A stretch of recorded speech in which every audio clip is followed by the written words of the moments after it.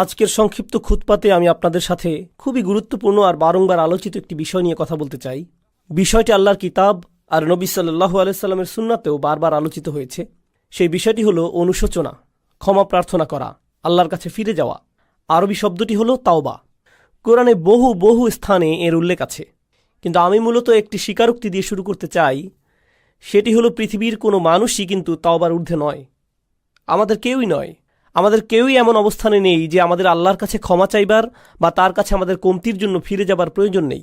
যেখানে রাসূলুল্লাহ সাল্লাল্লাহু আলাইহি সাল্লাম আমাদের বলেছেন যে তিনি নিজে স্বয়ং আল্লাহর নিকট ইস্তেগফার করেন, তিনি আল্লাহর কাছে প্রতিটি দিন ৭০ বার বা তারও বেশি ক্ষমা প্রার্থনা করেন। তাহলে কিন্তু এমন চিন্তা করার কোনোই সুযোগ নেই যে আমরা আল্লাহর কাছে ক্ষমা চাওয়ার ঊর্ধ্বে উঠে গেছি। এখন বিষয় হলো, অনেকে ভাবতে পারেন যে আল্লাহ রসুল সাল্লাল্লাহু আলাইহি সাল্লাম কেনই বা ক্ষমা প্রার্থনা করবেন? কারণ ক্ষমা তো চাওয়া হয় যখন আপনি কোনো খারাপ কাজ করেন। কেনই বা তবে ইব্রাহিম আলাইহিস সালাম বলবেন ওয়াতুব আলাইনা? তিনি মাত্রই আল্লাহর ঘর নির্মাণ করলেন, আল্লাহ তাকে বিশ্ব মানবতার ইমাম ঘোষণা দিলেন, মূলত তাকে গ্র্যাজুয়েট করে দিলেন। আর তার দুয়াতে এলো ওয়াতুব আলাইনা, আমাদের তওবা কবুল করুন। কিসের জন্য তিনি তওবা করছেন? এটা কিন্তু খুবই গুরুত্বপূর্ণ প্রশ্ন। এটা আসলে স্বীকারোক্তি বড় বড় নবীদের আলাইহিমুসসালাতু ওয়াসসালাম, আমাদের নবী সাল্লাল্লাহু আলাইহি সাল্লাম সহ, যে আমাদের অনেক ভুল ত্রুটি আছে যেগুলো সম্পর্কে আমরা জানি যে কেবল ভুল করেছি, আর অনেক ভুলও আছে যেগুলো সম্পর্কে আমাদের কোনো জ্ঞানই নেই। আল্লাহ আমাকে আপনাকে আমাদের নিজেদের চাইতেও ভালো করে জানেন। এমনকি আমি আপনি যেই ভালো কাজগুলো করি সেখানেও ত্রুটি থাকে। আমি জানি না আমার কাজ ঠিকঠাক মতো হয়েছে কিনা, কিন্তু আমরা সবাই আর কিছুক্ষণের মধ্যে দাঁড়িয়ে যাব, সবাই সালাত আদায় করব। আর সালাতের শেষে আমরা মনে করতে পারি যে আমরা হয়তো আমাদের উদ্দেশ্য পূরণ করতে পেরেছি, সালাতুল জুমায় সালাতের যে অধিকার তা আদায় করেছি। কিন্তু আমাদের প্রত্যেকের হিসেব খাতায় ফেরেশতা কী লিখছেন সেটা আমরা জানি না। আমরা জানি না এই সালাতে আমরা কত নম্বর পেয়েছি, কতটুকু খুশি ছিল তাতে, কতটুকু মনোযোগ আমরা দিয়েছি, কতটুকু ইখলাস ছিল সালাতে, দুপুরের খাবার নিয়ে কতটুকু চিন্তা করেছি, কিংবা অফিসের প্রজেক্ট আর অন্য জিনিস নিয়ে। তাই বাহ্যত দেখে মনে হচ্ছে আমরা সবাই সালাত পড়েছি, সবাই একই দিকে ফিরে, সবাই কাতারবদ্ধ হয়ে দাঁড়িয়েছি, সালাতের শর্তগুলো পালন করেছি আমরা। কিন্তু ভেতরে সেই সালাতের গুণমানটাও লেখা হচ্ছে, শুধু পরিমাণটাই নয়, ঠিক? আর আমরা জানি না সেটার অবস্থা কী। তাই আমরা যে ভুলগুলো সম্পর্কে জানি সেগুলোর সাথে সাথে যেগুলো সম্পর্কে জানি না সেগুলোর জন্য আল্লাহর কাছে ক্ষমা চাই। দুটোর সম্মিলিত অবস্থাই হলো এটা। আল্লাহর নবীদের ক্ষেত্রে দেখুন, চিন্তা করুন, আল্লাহ রসুল সাল্লাল্লাহু আলাইহি সাল্লামের চাইতে কে বেশি আল্লাহ আয্যা ওয়াজাল্লাহর দাস হিসেবে তার দিনের সবচাইতে বেশি খেদমত করতে পারেন? আলাইহিস সালাতু ওয়াস সালাম। কিন্তু তিনি নিজেও সারাক্ষণ চিন্তা করতেন, হয়তো আমি যথেষ্ট করছি না, হয়তো যা করছি তাতে হচ্ছে না, আল্লাহর কাছে আমার ক্ষমা চাইতে হবে আমার সর্বোচ্চ সক্ষমতাটুকু দিয়ে দিতে না পারার কারণে। আর আল্লাহ আয্যা ওয়াজাল্লাহ সর্বক্ষণ কোরআনে আল্লাহর নবীকে সান্ত্বনা দিচ্ছেন যে না না, তুমি ঠিক মতোই করেছ, তুমি যথেষ্ট করেছ, আমি তোমার উপর সন্তুষ্ট, তোমাকে চিন্তা করতে হবে না। কিন্তু আল্লাহ রসুল এর পরেও শান্ত হননি, তারপরেও তিনি আল্লাহর কাছে ইস্তেগফার করেই যাচ্ছেন।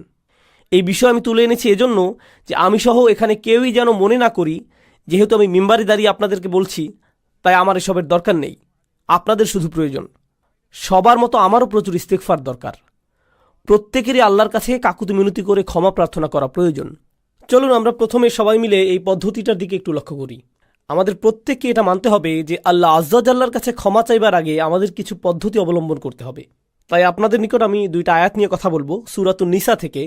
আয়াত দুটি নিয়ে বলার আগে অল্প করে প্রেক্ষাপটটা বলে নেই। সেটা হলো, এই আয়াতগুলো প্রাথমিক মাদানী যুগের।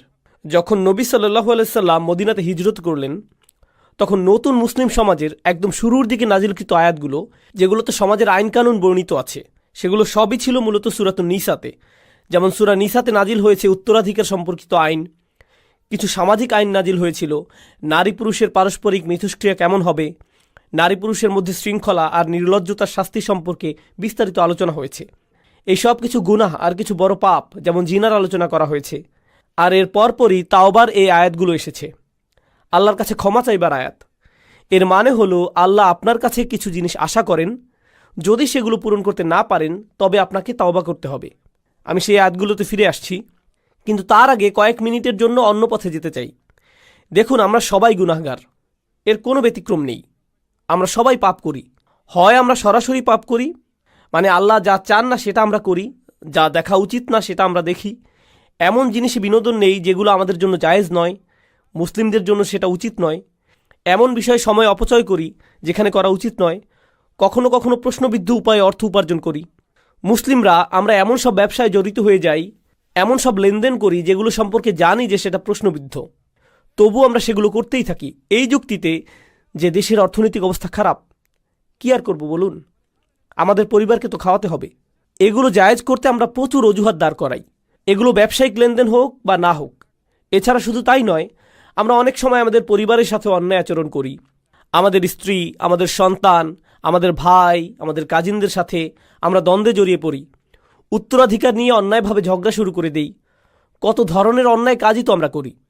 আর আমাদের দৈনন্দিন জীবনেও আমরা সহজেই রেগে যাই, মুখের ভাষার নিয়ন্ত্রণ হারিয়ে ফেলি, বাজে শব্দ ব্যবহার করি, একে অন্যের গীবত গাই, আমরা মিথ্যা বলি, ছোটোখাটো মিথ্যাকে গুরুত্বপূর্ণ মনে করি না, তাই না? আপনার বস ফোন দিয়েছে, আপনি ঘর থেকে বেরই হননি, কিন্তু আপনি বললেন আমি একদম অফিসের কাছেই। না, আপনি তো অফিসের কাছে নন, আপনি 10 মাইল দূরে। কিন্তু বসকে একটু মিথ্যা তো বলতেই হবে, তাই না? আমরা এসবকে তেমন কিছু মনে করি না। তাই কেউ যদি বসে বসে নিজের যত পাপ আছে সব নিয়ে চিন্তা করে, অন্তত যেগুলো মনে পড়ে সেগুলো নিয়ে। মনে আছে খুতবার শুরুতে বলেছিলাম, অনেক পাপ আছে যেগুলো আমরা মনেও করতে পারি না। এত পাপ আছে যা আল্লাহ আমাদের থেকে ভালো জানেন যে কোথায় আমাদের পাপ হয়েছে। আর এগুলো তো শুধুই গুনাহের কাজগুলো, কিন্তু আমাদের ভালো কাজে যেসব ভুল হয়েছে সেগুলো তো অগণিত।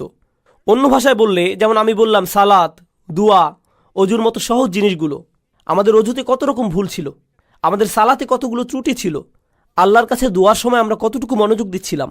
খুব জনপ্রিয় একটা ঘটনা মনে পড়ে গেল, আমি প্রায় এটা বলি। আলী রাদিয়াল্লাহু তাআলা আনহু এক লোকের পাশ দিয়ে যাচ্ছিলেন, সে ইস্তেগফার করছিল, সে শুধু আল্লাহকে ক্ষমা করতে বলছিল আস্তাগফিরুল্লাহ আস্তাগফিরুল্লাহ আস্তাগফিরুল্লাহ। সে শুধু এটা বলেই যাচ্ছিল, মুখস্থ বলছিল। আর তিনি তাকে দেখে বললেন, তোমার ইস্তেগফার প্রয়োজন, তাই না? যেভাবে আল্লাহকে বলছো ক্ষমা করতে, কি এসব? তুমি শুধু পাখির মতো উচ্চারণ করেই যাচ্ছ, এর অর্থ সম্পর্কেও তুমি জানো না। দেখে মনে হচ্ছে তুমি আসলে চাচ্ছও না, শুধু কসরতের মতো করছো। ইস্তেগফার তো এমন হবার কথা নয়, আন্তরিকভাবেই তোমার পাপের জন্য অনুশোচনা হবার কথা। তাই প্রথম যেই কথা আপনাদের বলতে চাই তা হলো, আমরা প্রতিনিয়ত প্রচুর মন্দ কাজ করি, আমরা প্রচুর ত্রুটি করি। আমাদের বাম দিকের ফেরেশতা খুবই ব্যস্ত থাকেন, তার প্রচুর লেখালেখি করতে হয়। আর কেউ যখন আসলেই এসব নিজের ক্ষেত্রে চিন্তা করে, দুইটি জিনিস সঙ্গেই হয়, দুটি জিনিস সাথে সাথেই হয়ে যায়। সেগুলোর একটি হলো যে সে আবেগে আচ্ছাদিত হয়ে যায়, সে মনে করে আমি তো ধ্বংস হয়ে গেলাম, আমার তো জান্নাতে ঢুকবার কোনো উপায়ই নেই, আমি যা করেছি এর কারণে সেখানে তো আমার কোনো স্থানই হবে না। এটা হলো একটা বিষয়, আর এটা কিন্তু ভালো ব্যাপার নয়, সেটা একটু পরে বলছি। আরেকটা জিনিস যা হয় সেটা মোটামুটি ভালো, সেটা হলো আপনি অন্য মানুষ সম্পর্কে অতিরিক্ত চিন্তা করা বন্ধ করে দেন। দেখুন, আপনি যখন অন্য মানুষ কি ভুল করছে সেটা নিয়ে ব্যস্ত থাকেন, তাদের ভুল, তাদের পাপ, সেই ভাই এমন করছে, ওই বোন এমনটা করছে, এগুলো কিসের লক্ষণ জানেন? তা হলো আপনি আপনার নিজের সম্পর্কে চিন্তিত নন। আপনি নিজের ব্যাপারে এতই নিশ্চিন্ত যে অন্যকে নিয়ে ভাববার অনেক সময় আপনার আছে। এর অর্থ হলো এটাই। এর মানে হলো আমরা নিজেদের ভুল ত্রুটি, নিজেদের পাপ নিয়ে চিন্তিত নই, বরং অন্যদের ছোটোখাটো ভুল নিয়ে চিন্তা করার প্রচুর সময় আমাদের হাতে, সেটাই এটার অর্থ। তাই আমরা যদি নিজেদের পাপ নিয়ে চিন্তা করি, তাহলে অন্যেরা কি করেছে সেটা নিয়ে এত না ভেবে নিজেদের অবস্থা সম্পর্কে বেশি দুশ্চিন্তা করতে পারবো। এখন আপনি যদি সত্যি নিজের অবস্থানে চিন্তাবোধ করেন আর ভয়ে আচ্ছন্ন হয়ে পড়েন যে আমার কোনো আশাই নেই, আমার জন্য কোনো ক্ষমাই নেই, তাহলে এই সময় আমাদের আল্লাহ আজ্জা জাল্লার হৃদায়তের প্রয়োজন। কারণ খুবই কষ্টকর আর দুঃখজনক অবস্থা এটা। দেখুন, সবচাইতে কষ্টকর আর সবচাইতে ক্ষতিকর মানসিক অবস্থা হলো একদম নিরাশ হয়ে যাওয়া। সবচাইতে ক্ষতিকর মানসিক অবস্থা এটা। এমনকি অমুসলিমরাও, তারা যখন একেবারে আশাহীন হয়ে যায়, তখন ড্রাগ ওভারডোজ করে, কেউ আত্মহত্যা করে, সব ধরনের অপরাধ করতে থাকে। যখন তারা নিরাশ হয়ে থাকে, নিজেদের নিয়ে আর কোনো আশাই বাকি থাকে না, তখন যা ইচ্ছা তাই করতে থাকে। যখন কেউ নিজের আত্মার একেবারে নিম্নতর অবস্থায় চলে যায়, তখন সেই মানুষের মনে আর কোনো প্রকার আশারই অস্তিত্ব থাকে না। কিন্তু আল্লাহ আজ্জা জাল্লা আমাদের আশাহীন করে রাখেননি। আল্লাহ রসুল সাল্লাল্লাহু আলাইহি সাল্লাম আমাদের অনেক আগেই বলে গিয়েছেন, কুল্লু বানি আদম খাত্তাউন, প্রত্যেক আদম সন্তান ভুল করে। অন্তত এখন তো আমরা জানি এই কথাটি, আল্লাহ রসুল নিজেও স্বীকার করেছেন সাল্লাল্লাহু আলাইহি সাল্লাম। কিন্তু এরপর তিনি বলেন, ওয়া খায়রুল খাত্তাইন আত-তাওয়াবুন, ভুলকারী মানুষদের মধ্যে সর্বোত্তম হলো যারা আল্লাহর কাছে ফিরে আসে, তারা ফিরে এসে আল্লাহর কাছে ক্ষমা চায়। অন্যভাবে বললে, আল্লাহ এই দরজা আমাদের জন্য খুলে রেখেছেন। যত পাপই আমরা করি না কেন, আল্লাহ আমাদের পুরো আমলনামা মুছে পরিষ্কার করে দিতে রাজি আছেন, কিছু থাকবে না। যে কোনো সমাজে যদি কোনো অপরাধ করেন, সেটা আপনার পার্মানেন্ট রেকর্ডে চলে যাবে, সেটা আর মোছা যাবে না, সেটা আর সরানো যাবে না, সেটা ওখানেই থাকবে, আজীবন থাকবে, যেন কালো এক মেঘ আপনার উপর। যেসব মানুষ যে কারণেই হোক এসবের মধ্য দিয়ে গিয়েছেন, বের হবার পর তাদের চাকরি খুঁজতে খুব কষ্ট হয়েছে। কেউ তাদের ব্যাকগ্রাউন্ড চেক করলে আর চাকরি দেয় না, কারণ তাদের রেকর্ডে কিছু একটা আছে। আল্লাহ আজ্জাজাল্লাহ আপনার আমলনামা একেবারেই মুছে দেবেন, যদি আপনি আমি আন্তরিকভাবেই আল্লাহর দিকে ফিরে যেতে প্রস্তুত থাকি। যদি আসলেই আমরা চাই এমনটা, আমরা যদি সত্যি আন্তরিক হই, তবে আল্লাহ সুবহানাহু ওয়া তাআলা শুধু কথার কথা বলছেন না, তিনি আসলেই আন্তরিক এক অন্তর চান, যে তার দিকে ফিরে আসবে। এমন অন্তর যা তার নিজের কীর্তির ব্যাপারে সত্যিকার অর্থে লজ্জিত থাকবে। যদি আমরা এমন করতে পারি, তবে আল্লাহ একেবারে শুরু থেকেই শুরু করবেন আমাদের জন্য, একেবারেই ফ্রেশ স্টার্ট দেবেন। এই আশার আলোই আল্লাহ আজ্জাজাল্লাহ আমাদের সূরাতুল ফুরকানে দিয়েছেন। তিনি আসলেই চরম পদক্ষেপ নিয়েছেন এখানে। তিনি শুধু বলছেন না যে আমাদের পাপ ক্ষমা করে দিবেন, তিনি বলছেন ফাউলাইকা ইউবাদদিলুল্লাহু সাইয়্যাতিহিম হাসানাত। সেসব মানুষ যারা আসলেই আল্লাহর কাছে ফিরে তওবা করে, আমি তাদের সকল পাহাড় পরিমাণ পাপ কর্ম নিয়ে ভালো কাজে পরিবর্তন করে দেব। অন্যভাবে বললে, শুধুমাত্র আন্তরিকভাবে যদি আপনি আল্লাহর কাছে ফিরে আসেন, তবে আপনাকে যে শুধু লাখো পাপকর্মের জন্য উত্তর দিতে হবে না তা নয়, বরং তিনি আপনার লাখো পাপ কাজকে লাখো পুণ্যে রূপান্তরিত করে দেবেন। শুধুমাত্র আপনি তাওবা করেছেন এজন্য, শুধুমাত্র এটার জন্যই, শুধুমাত্র এই একটি জিনিস তিনি আমাদের থেকে চাচ্ছেন। আল্লাহ আজ্জাজাল্লাহ আমাদের জীবন আর কতই বা সহজ করবেন। দেখুন, যেসব মানুষ সারাক্ষণ গুনাহ করতেই থাকে, শয়তান তাদের কাছে এসে বলে, তুমি তো এমনিতেও জাহান্নামে যাবে, তার চেয়ে বরং আনন্দ করেই নাও। শয়তান আসলেই এমন বলে, আর তারাও এভাবেই চলতে থাকে। আরে ধুর, আমি আর কী বা করব, তুমি জানো না ভাই, আমি একেবারেই ব্যর্থ, আশাহীন, তার চেয়ে বরং পুরোটা এনজয় করে নেই। শয়তানের প্রত্যেকটি ওয়াসওয়াসা শুনি, ফাটাফাটি করেই যাই দুনিয়া থেকে, জীবন তো একটাই, এরপর মরে যাব, এটাই হলো তাদের চিন্তা। এমন মানসিকতার জন্য আপনাকে অভিনন্দন। আল্লাহ আজ্জাজাল্লাহ আমাদেরকে কি বলছেন? ইল্লা মান রাহিমা রাব্বুক ওয়ালিযালিকা খালাকাহু মা ইয়াফআলুল্লাহু বিআযাবিকুম। আল্লাহ বলছেন, তোমাদেরকে শাস্তি দিয়ে আল্লাহ কি পাবেন? মনে করো আল্লাহ চান তোমাদেরকে শাস্তি দিতে? আল্লাহ আমাদের কোরআনে এই প্রশ্ন করছেন যে আমাদেরকে শাস্তি দিয়ে তার কি লাভ হবে? এজন্য তো তিনি তোমাদের বানাননি, এজন্য তো তিনি তোমাদের সৃষ্টি করেননি। আরেক স্থানে আল্লাহ বলছেন, শুধুমাত্র তাদের ক্ষমা করে দেবার জন্যই তিনি তাদের সৃষ্টি করেছেন। অর্থাৎ তাদের তিনি সৃষ্টি করেছেন তাদের প্রতি করুণা করার জন্যেই। তিনি আমাদের সৃষ্টি করেছেন যেন আমরা তার করুণা অর্জন করতে পারি। তিনি বলেননি তিনি আমাদের জাহান্নামের জন্য বানিয়েছেন, তিনি আমাদের করুণা অর্জনের জন্যই বানিয়েছেন। তিনি আমাদের করুণা করতে চান, এজন্য এই দরজা খুলে রেখেছেন তিনি। তিনি আমাদের এক পা আগাতে বলছেন, বাকিটুকু তিনিই পূরণ করে দেবেন। বেশি কিছু করতে হবে না আপনাকে, শুধু তার দিকে একটুখানি ফিরে আসুন, একটুখানি তাকে দিন, আর তিনি সেই দরজাগুলো খুলে দেবেন। এখন এই ভূমিকার শেষে আপনাদেরকে সূরা নিসার 2টি আয়াত নিয়ে বলতে চাই, যেগুলোকে আমি সবচাইতে গুরুত্বপূর্ণ আয়াত মনে করি। এই আয়াতগুলোর জন্য আপনাদেরকে প্রস্তুত করতে বলে নেই, এটা হলো আমার আর আপনাদের জন্য একটা হোমওয়ার্ক। সাধারণত খুতবা থেকে হোমওয়ার্ক অ্যাসাইনমেন্ট দেওয়া হয় না, কিন্তু আমি একটা দিচ্ছি। আমি চাচ্ছি আপনারা বাসায় যে এক টুকরা কাগজ নিয়ে তাতে আপনার মতে একটা পারফেক্ট দিনের বর্ণনা লিখুন। যদি আজকে রাতে ফেরেশতা আসে আপনার আত্মা নিয়ে যেতে, যদি মৃত্যুর ফেরেশতা আপনার জান কবজ করতে আজকে রাতে আসে, আর মুসলিম হিসেবে দিন যেমন হওয়া উচিত ঠিক তেমনটি আমার ছিল কিনা, তাহলে আমি অন্তত বলতে পারবো যে আমি মুসলমানের মৃত্যু পেয়েছি, আমি পুণ্যবান মৃত্যু পেয়েছি, সুন্দরভাবে মারা গিয়েছি। এরকম দিন দেখতে কেমন হবে? কোন সময় ঘুম থেকে উঠবো আমি? আমার স্ত্রী সন্তানদেরকে কি বলবো? কোন সময়ে আর কোথায় নামাজ পড়বো আমি? হয়তো আমি অফিসেও যাব সেদিন, কিন্তু সেখানে আমার আচরণ কেমন হবে? সেক্রেটারির সাথে কিভাবে কথা বলবো? আমার চোখ কোথায় থাকবে? আমি কম্পিউটারে কি দেখব? আমার বসের সাথে কতটা সৎ থাকবো আমি? আমি যদি জানি সেই রাতেই ফেরেশতা আসবে, তবে সেই দিনটা কেমন যাবে? মুসলিম হিসেবে একটা পারফেক্ট দিন দেখতে কেমন হবে? এই দিনটি কিন্তু আপনার ক্ষমার বাইরে যাবার দরকার নেই।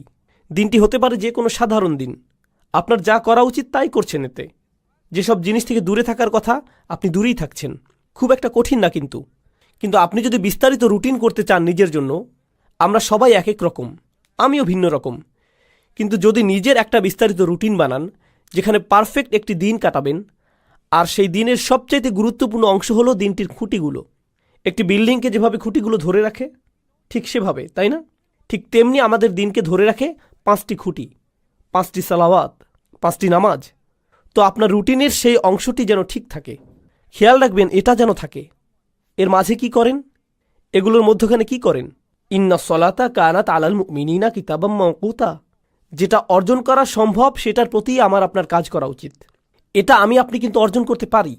আমার দৈনন্দিন চিত্র এমনই হওয়া উচিত। কিন্তু কেন এমন হয় না দিনগুলো? কেন দেরিতে ঘুম থেকে উঠি আমি? সম্ভবত দেরিতে ঘুমাতে যাই, তাই। কেন এত দেরিতে ঘুমাতে যাই? কারণ সম্ভবত মধ্যরাত পর্যন্ত আমি মুভি দেখি। সম্ভবত সেটা বন্ধ করে সময় মতো ঘুমাতে যাওয়া উচিত আমার। কেন দোয়া করার সময় আমার কখনো কান্না আসে না? সম্ভবত আমি অনেক দিন যাবৎ আল্লাহর ঘরে যাইনি, তার কাছে যাইনি। শুধুমাত্র সেখানে যাই জুমার সময়, তাও আবার যখন তা একেবারে শেষের দিকে, যেন আবার নিজের জীবনে ছুটে যেতে পারি। কেন প্রত্যেকবার সালাতে যখন সিজদায় যাই উঠে দাঁড়ানোর জন্য ছটফট করি?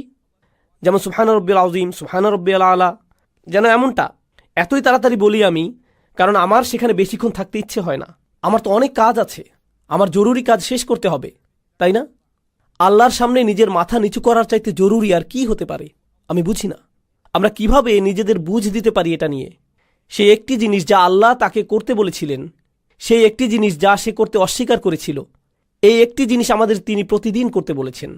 আর আমরা যদি করিও সেটা যেন কৌতুক, কোনো রকম করে দৌড়। এটা তো কিছুই না। কি এটা? সিজদা। এজন্যই আপনার উচিত দিনের রুটিন বানানো। এখন আয়াতটি শুনুন। ইন্নামাত তাওবাতু আলাল্লাহ। তাওবা শুধুমাত্র আল্লাহর জিম্মাদারিতে। আল্লাহ যে শব্দটি বলেছেন ইন্নামা কালিমাতাল হাসাল বিহাদিহিল আয়াহ, এই শব্দের মানে কি? এর মানে হলো আল্লাহ যা বলবেন এখন তা হলো একটি বিশেষ চুক্তি, শুধুমাত্র নির্দিষ্ট কিছু ব্যক্তির উপর কার্যকর করা হবে। সবার জন্য এটা না, এটা শুধুই তাদের জন্য যাদের বর্ণনা এখন দেয়া হবে। তিনি বলছেন আল্লাহ, কিছুই আল্লাহর উপর বাধ্যতামূলক নয়। আল্লাহ কিছুই করতে বাধ্য নন, শুধুমাত্র যা নিজের উপর বাধ্যতামূলক করেন সেগুলো ছাড়া। তিনি বলছেন আল্লাহ, আল্লাহর উপর এটা বাধ্যতামূলক যে তিনি নির্দিষ্ট ব্যক্তিদের তাওবা কবুল করবেন। আল্লাহ কিছু মানুষের তাওবা কবুল করাকে নিজের উপর আবশ্যক করে নিয়েছেন।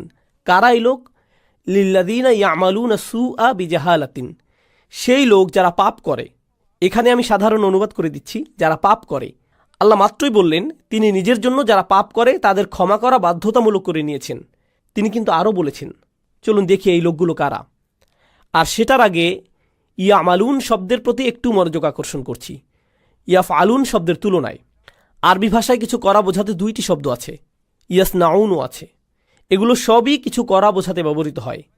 ইয়ামালুন মানে হলো আপনার উদ্দেশ্য ছিল, এমন না যে আপনার ভুল হয়েছে, বরং আপনি করেছেন, আপনি জানতেন কি করছেন, আপনি ভুল করেছেন। এটা এমন না যে আপনি কিছু একটা বলে ফেললেন কিন্তু বলার সময় খেয়াল ছিল না যে ভুল করছেন, সেটা উদ্দেশ্যহীনভাবে। আমি উদ্দেশ্যের কথা বলছি, এটা কোনো ভুল নয়। তওবার প্রথম ধাপ হচ্ছে আমাকে আপনাকে অন্তত স্বীকার করে নিতে হবে যে পাপ করেছি। অজুহাতের পেছনে লুকানো বন্ধ করতে হবে। আল মাআজিরু মাকাজির, অজুহাত হলো মিথ্যে কথা। অজুহাত মানে এটাই, আপনি যদি অন্তত নিজের সাথে সৎ থেকে বলতে না পারেন যে হ্যাঁ আমি ভুল করেছি, আমি পাপ করেছি, কোনো অজুহাত নেই। যেমন আমি আর অজুহাত দিতে পারবো না, আমি আমার অজুহাতের পেছনে লুকাবো না, তাই না? প্রত্যেকবার কোনো ভুল হয়ে গেলে শয়তান এসে বলে না না এটা তোমার দোষ না, সমাজের দোষ। তুমি অনেক চাপের মাঝে ছিলে, তুমি অনেক চাপের মধ্যে ছিলে, তুমি তখন খুবই রেগেছিলে, তোমার বন্ধুর দোষ ওটা, অমুকের দোষ সেটা, তারা তোমাকে বাধ্য করেছে, সে তোমাকে বাধ্য করেছে, এজন্যই এমনটা হয়েছে, খুবই গরম ছিল সেদিন, খুবই ঠান্ডা ছিল সেই দিন। সুবহানাল্লাহ, কত অজুহাত চলে আসবে আপনার ভেতর।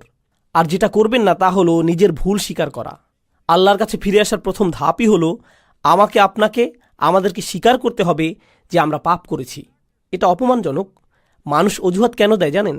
কারণ নিজের ভুল স্বীকার করাটা বিব্রতকর, এটা বিব্রতকর। আর যখন আপনি নিজেকে আল্লাহর সামনে বিব্রত করতে পারবেন, সেটাই প্রমাণ করে যে আল্লাহর সামনে আপনার আর কোনোই অহংকার নেই। আল্লাহ আমার আপনার কাছে বিনয় চান, তিনি আমাদের অহংকার দেখতে চান না, তিনি আমাদের গর্ব দেখতে চান না, তিনি এমনকি এতটুকু কিবর দেখতে চান না, মিসকাল হাব্বাতিন মিনাল কিবর, এতটুকুও না। তিনি আমাদের মাঝে এতটুকু অহংকারও দেখতে চান না। তাই নিজের পাপ স্বীকার করলে অহংকার দূর হয়ে যায়, এভাবেই এটা দূর হয়। তাই আমরা আল্লাহ আজ্জা ওয়া জাল্লার কাছে আমাদের ভুল স্বীকার করি পরিষ্কারভাবে। আর যখন তা করি আল্লাহ বলেন বিজাহালাতিন, তিনি বলেননি ইয়ামালুনা সুআ, তিনি বলেছেন বিজাহালাতিন। তো এখন সু শব্দের প্রতি লক্ষ্য করুন। পাপ বোঝাতে যেই শব্দ ব্যবহার করলেন, আরবিতে জাম্ব আছে, জানাহ আছে, পাপের জন্য আরও কত শব্দই তো আছে। সু আসে সাউআ থেকে। সাউআ মানে হচ্ছে লাশ। কেউই মৃত শরীর বা লাশের দিকে তাকাতে পছন্দ করে না। যেমন ধরুন হাইওয়েতে কোনো প্রাণীর লাশ পড়ে আছে কিংবা মানুষের লাশ, বিষয়টা ডিস্টার্বিং, কুৎসিত একটা জিনিস, দেখতে চাওয়ার মতো জিনিস না এটা। আল্লাহ আজ্জাওয়াজাল্লা পাপকে সেই কুৎসিতের সাথে তুলনা করেছেন। এটাই করেছেন তিনি। এটা দুর্গন্ধযুক্ত, দেখতেও বিশ্রী, পচা গলা। এটাই হলো সু শব্দের উৎস। সাইয়াত এই শব্দ থেকেই উদ্গত। তো আপনি বিশ্রী কিছু একটা করেছেন, স্বীকার করুন। এরপর আল্লাহ কারণ দিচ্ছেন বিজাহালাতিন, লোকটি এই পাপ করেছে কারণ সে অতিরিক্ত আবেগে আচ্ছন্ন ছিল। জাহালা শব্দটি আরবি ভাষা আর কোরআনেও গুরুত্বপূর্ণ একটি শব্দ। এর অর্থ হচ্ছে আবেগে আচ্ছন্ন হয়ে যাওয়া। আপনি খুব রেগে মেগে এমন কিছু করে বসলেন যেটা করা উচিত না। প্রলুব্ধ হয়ে এমন কিছু করলেন যা করা উচিত ছিল না। প্রচণ্ড লোভে পড়ে এমন কিছু করেছেন যেটা উচিত নয়। প্রচণ্ড উত্তেজিত হয়ে এমন কিছু করেছেন যা উচিত নয়। এরকম সময়ই মানুষ যা উচিত নয় তা করে বসে। যখন তারা উত্তেজিত হয়ে যায়, কোনো আবেগে আচ্ছন্ন হয়ে যায়, সেই আবেগটি ভয়, ক্রোধ, লোভ, হিংসা, লালসা, প্রলোভন যাই হোক না কেন, তারা এই আবেগে তাড়িত হয়ে মন্দ কিছু করে ফেলে। আল্লাহ বলছেন, হ্যাঁ, সেই আবেগ সেখানে ছিল, আর লোকটি আসলেই পাপ করেছে। সুম্মা ইয়াতুবুনা মিন করিব, আর সাথে সাথেই তারা আল্লাহর কাছে ফিরে বলে, ইয়া আল্লাহ, আমি করে ফেলেছি, আমি জানি আমি করে ফেলেছি, আমি একটা মানুষ, আমি জানি আমি পারফেক্ট দিন শুরু করেছিলাম, আর সেই পারফেক্ট দিনটি সুন্দর করার চেষ্টাও করেছিলাম, কিন্তু পথিমধ্যে এই ভুলটি করে ফেলেছি, আবেগে আচ্ছন্ন হয়ে এই পাপটি করে ফেলেছি। এখন আপনার দিকে ফিরে এসে ওয়াদা করছি এমন কাজ আর কখনো করব না। ইয়া আল্লাহ, যা করেছি এজন্য আমি লজ্জিত। এখন আপনি আল্লাহ আজ্জাওয়াজাল্লার সাথে কথা বলছেন। এই কথোপকথন আরবিতেই হতে হবে এমন কোনো কথা নেই, কিন্তু আপনি নিজের ভাষাতে এই কথা বলতে পারেন। আল্লাহ আজ্জাওয়াজাল্লাহ সকল ভাষার শিক্ষক। আমি আপনি আল্লাহর কাছে ফিরে এসে যা যা ভুল আগে করেছি তা স্বীকার করব। ফাউলাইকা ইয়াতুবুল্লাহু আলাইহিম, তারাই সেই সব লোক যাদের তাওবা আল্লাহ কবুল করেন। তারাই সেই সব মানুষ যাদের জন্য তিনি দরজা খুলে দিতে চান। সেই দরজাটি আপনার জন্য বন্ধ না। আপনি আশা ভরসার অতীতে চলে যাননি। আর পরের আয়াতে যাবার আগে আমি আরেকটি ব্যাপার যোগ করতে চাই, সেটা পুরো বিষয় সম্পূর্ণ করবে। সেই আয়াতটি ছাড়া বিষয় পূর্ণ হবে না। খুবই গুরুত্বপূর্ণ। তা হলো, অন্যেরা যেভাবে আপনাকে দেখে আপনি নিজেকে সেভাবে ভাববেন না। নিজেকে অন্যদের মতো করে বিচার করবেন না। অন্যেরা ভাবতে পারে আপনি অনেক অসাধারণ, সেটাই আপনাকে অসাধারণ করবে না, এমন নাও হতে পারে। মানুষ আবু বকর সিদ্দিক রাদিয়াল্লাহু আনহুর কাছে এসে বলতো, আপনি খুবই ভালো। তিনি শুনে বলতেন, আল্লাহুম্মা আতিনি বিমা ইয়াকুলুন ওয়ালা তুআখিযনি বিমা লা ইয়ালামুন। তিনি বলতেন, ইয়া আল্লাহ, তারা যা সত্য মনে করে সেটা আমাকে দিন, আর তাদের যেটার জ্ঞান নেই সেটার কারণে আমাকে পাকড়াও করবেন না। তাদের কোনোই জ্ঞান নেই, তিনি নিজেই জানতেন। অন্যেরা তার সম্পর্কে কি বলে সেটাতে তিনি অভিভূত হতেন না। একই সাথে অন্যেরা আপনার সম্পর্কে যেই খারাপ কথা বলে সেটা দিয়েও নিজের বিচার করবেন না। আপনি খুব খারাপ, আপনি দুর্নীতিগ্রস্ত, আপনি মুনাফিক, আপনি মিথ্যুক, আপনি ভণ্ড, আপনি অভদ্র, আপনি জাহান্নামে যাবেন, ইত্যাদি ইত্যাদি ইত্যাদি ইত্যাদি। এগুলোর কোনোই অর্থ নেই। মানুষ আপনাকে চেনে না, আল্লাহ জানেন। মানুষ যদি বলে আপনি কোনো কাজের না, আপনাকে দিয়ে কিছুই হবে না, ইত্যাদি ইত্যাদি, এর মানে এই নয় যে আল্লাহ আপনার সম্পর্কে সেটাই ঠিক করেছেন। ঠিক যেভাবে মানুষের প্রশংসা আপনাকে ভালো মানুষ বানায় না, তেমনি মানুষের নিন্দাও আপনাকে মন্দ লোক বানিয়ে দেয় না। সেটার সিদ্ধান্ত শুধু আল্লাহরই কাছে, আর কারো নয়। সেটা শুধু আপনার আর আল্লাহর মধ্যেই। আপনার সম্পর্কে মানুষের মন্তব্য যেন আল্লাহর সাথে সম্পর্ক নষ্ট না করে দেয়। তারা আল্লাহর কাছ থেকে তথ্য নিয়ে আপনার ব্যাপারে মন্তব্য করেনি। তাদের সেই তথ্য নেই, শুধু তার কাছেই আছে। তিনি বলছেন, শুধু এই লোকগুলোর তওবাই আমি কবুল করব। আল্লাহ আমাদের সবাইকে তাদের অন্তর্ভুক্ত করুন। এর পরের আয়াতে বলছেন, এই লোকগুলো থেকে আমি তওবা কবুল করব না। পরিষ্কার করে বলছি, আমি চাই তোমরা তওবাকারীদের মধ্যে অন্তর্ভুক্ত হও। এই লোকগুলোকে আমি গ্রহণ করব, কিন্তু এদেরকে আমি গ্রহণ করব না। লাইসাতুত তওবাতু লিল্লাযীনা ইয়ামালুনা সাইয়্যাত, যারা পাপ করতে থাকে একের পর এক একের পর এক। আগের আয়াতে শব্দটি ছিল সু, মুফরাদ, একবচন। এখন আমরা পাচ্ছি সাইয়্যাত, বহুবচন। এর মানে হচ্ছে সে বারবার গুনাহ করে আর বলে, আরে আস্তাগফিরুল্লাহ, করা উচিত ছিল না, কিন্তু কালকে আবার করব, এরপর আবার আস্তাগফিরুল্লাহ বলবো, সমস্যা নেই। তারা নিজেদের পাপের প্রতি আসক্ত না, বারবার বারবার তারা করতেই থাকে না। নিজেদের বলে না, তাওবার দরজা তো খোলাই আছে, আমি আরেকটু মজা করে নিতে পারি। এটা আসলে হলো খ্রিস্টান মানসিকতা। আমি রবিবার যে ক্ষমা চেয়ে নেব, পুরো সপ্তাহ পার্টি করে নেই, তাই না? এরপর রবিবার আবার যে খাতা পরিষ্কার করে আসব। এভাবে আমাদের দিন চলে না। আল্লাহ নিশ্চিত করেছেন যেন আমরা তার দিন নিয়ে এভাবে খেলা না করি। তাই তিনি বলছেন, যেসব মানুষ বারবার গুনাহ করে, বারবার ফিরে যায়, এই চিন্তা করে যে ক্ষমা চাইবে আর সব ঠিক হয়ে যাবে, এমনটা গ্রহণযোগ্য নয়। এভাবে আল্লাহ আজ্জাওয়াজাল্লার সাথে খেলা করা যাবে না। ওয়ালাইসাতিত তাওবাতু লিল্লাযীনা ইয়ামালুনা আস-সাইয়্যাত হাত্তা ইযা হাদারা আহাদুহুমুল মাউত। অবশেষে তাদের কারো মৃত্যু চলে আসে, ক্বালা ইন্নী তুবতুল আন, আমি আসলেই তওবা করছি, এই শেষ, আর কখনো করব না। একবার আমি প্লেনে যাচ্ছিলাম, আর সাধারণত যখন প্লেনে চড়ি আমি ঘুমিয়ে যাই।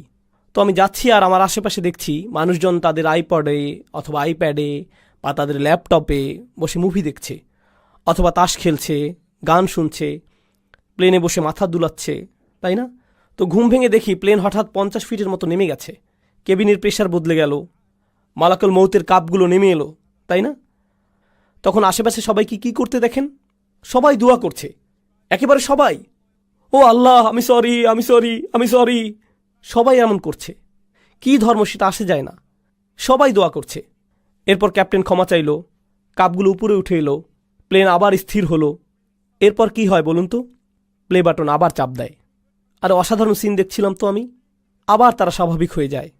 এটাই হলো আল্লাহ আজ্জা জাল্লার সাথে ক্রিয়া কৌতুক। মৃত্যু যখন চলে আসে তখন তারা ক্ষমা প্রার্থনা করতে থাকে, ইন্নী তুবতুল আন ওয়ালাল্লাযীনা ইয়ামুতুনা ওয়া হুম কুফফার। কিংবা তারাও না যারা অবিশ্বাসী অবস্থায় মারা যায়, মানে যারা তাওবা নিয়ে খেলা করে আর যারা কুফফার অবিশ্বাসী অবস্থায় মারা যায়, আল্লাহর কাছে দুটোই সমান। তিনি তাদের একই আয়াতে ফেলেছেন, একইভাবে বিচার করছেন তাদের। আমি তাদের তওবা কবুল করব না যারা অবিশ্বাসী অবস্থায় মারা যায়, আর আমি তাদেরও ক্ষমা করব না যারা বারবার পাপ করতেই থাকে, মনে করে যে খেলা করছে। তারা বারবার করতেই থাকে, শুধুমাত্র তারা মনে করে যে তারা পার পেয়ে যাবে, কিন্তু এমনটা হবে না। উলাইকা আ'তাদনা লাহুম আযাবান আলীম, তারাই সেই সব মানুষ যাদের জন্য কষ্টকর শাস্তি প্রস্তুত করেছি। আল্লাহর সাথে আমাদের আচরণ হবে প্রথমত নিজের ভুল স্বীকার করা, দ্বিতীয় ধাপ আল্লাহর দিকে ফিরে যেয়ে তার কাছেই পাপ থেকে বের হবার দোয়া করা, আর তিনি সেটা করবেন। আপনি বলবেন না যে গুনাহটি আমার থেকে বেশি শক্তিশালী, কারণ আল্লাহ বলছেন লা ইউকাল্লিফুল্লাহু নাফসান ইল্লা উসআহা। আল্লাহ কারো উপরই সাধ্যাতীত বোঝা চাপিয়ে দেন না। আপনি সামলাতে পারবেন বলেই আপনাকে মানুষ হিসেবে বানানো হয়েছে। আপনি আপনার পাপের চাইতে শক্তিশালী, আল্লাহ আজ্জা জাল্লা সেটা জানেন। আপনি নিজেকে প্রবোধ দেবেন না, নিজেকে ভুল বুঝিয়ে বেঁচে যাবেন না। আপনি যেই পাপে জর্জরিত থাকেন না কেন, আপনি সেটার চাইতে শক্তিশালী। এটাই আল্লাহ আমার আপনার জন্য করেছেন। তিনি আমাদেরকে সম্মানিত করেছেন। তিনি আমাদেরকে সম্মানিত না করলে আমাদের পাপ আমাদের চাইতে শক্তিধর হয়ে যেত, শয়তান আমাদের চাইতে ক্ষমতাধর হয়ে যেত। ইন্না ইবাদি লাইসা লাকা আলাইহিম সুলতান, আমার বান্দার উপর তোমার কোনো কর্তৃত্বই থাকবে না। আল্লাহ শয়তানকে বলেছিলেন তোমার কোনো কর্তৃত্ব থাকবে না তাদের উপর, অর্থাৎ সমস্ত মন্দের উৎস শয়তানের কোনো ক্ষমতাই নেই মানুষের উপর। তাই আমাদের অজুহাত দেবার আর কোনো কারণ নেই। আপনি আপনার পাপ স্বীকার করুন, আমরা আল্লাহর দিকে ফিরে গিয়ে আমাদের ভুলকে মেনে নেই। এরপর আন্তরিকভাবে আল্লাহর কাছে ওয়াদা করুন যে এসব থেকে দূরে থাকবেন। আন্তরিকভাবে আল্লাহর কাছে ওয়াদা দিন এসব থেকে দূরে থাকবার। আপনার ক্ষমতায় যতটুকু আছে তা দিয়েই জীবন বদলে দেবার চেষ্টা করুন। সেই পাপ থেকে দূরে থাকুন, সেটা মন্দ বন্ধুদের থেকে আসুক, কিংবা কম্পিউটারের সাথে একা থাকার মাধ্যমে হোক, কিংবা অফিসের কলিগদের থেকে, যেখান থেকেই আসুক না কেন, আপনার জীবন থেকে সেসব বদলানোর চেষ্টা করুন। এটাই হলো তাওবা। সেটা অলসতার তাওবা হতে পারে। আপনি হয়তো ফজরের অনেক পরে উঠে কাজা পড়েন, আহা কাজাটা পরে নেই, তবে এটাই আপনার কাছে নর্মাল হয়ে গেছে। সিরিয়াসলি আর নেন না এটা। আপনি বলেন আমি চেষ্টা করেও পারি না। অবশ্যই পারেন। রাতে মুভি দেখা বন্ধ করে আল্লাহর সামনে দাঁড়ান, অজুহাত দেওয়া বন্ধ করুন, নিজেকে প্রবোধ দেওয়া বন্ধ করুন। আল্লাহ আজ্জা জাল্লা এই জাতিকে তখনই উপরে তুলবেন যখন এই জাতি তওবার জাতি হবে, যখন আমরা আমাদের তওবা দ্বারা পরিশুদ্ধ হব। আল্লাহ আজ্জা জাল্লা আমাদের সবাইকে তার ক্ষমা চাইবার ক্ষেত্রে আন্তরিকতা দান করুন। আল্লাহ আজ্জা জাল্লা আমাদের তওবা গ্রহণ করুন, দিনে দিনে আরও ভালো মুসলিমে পরিণত করুন। আল্লাহ আজ্জা জাল্লা যেন আমাদের শক্তিশালী সুন্দর মুসলিম পরিবার গড়ে তোলার সামর্থ্য দেন, যারা এই দ্বীনের সৌন্দর্য বিশ্বের সামনে তুলে ধরতে পারবে। বারাকাল্লাহু লি ওয়া লাকুম ফিল কুরআনিল হাকিম ওয়া নাফা'নি ওয়া ইয়্যাকুম বিল আয়াতি ওয়া যিকরিল হাকিম। আসসালামু আলাইকুম ওয়া রাহমাতুল্লাহি ওয়া বারাকাতুহু।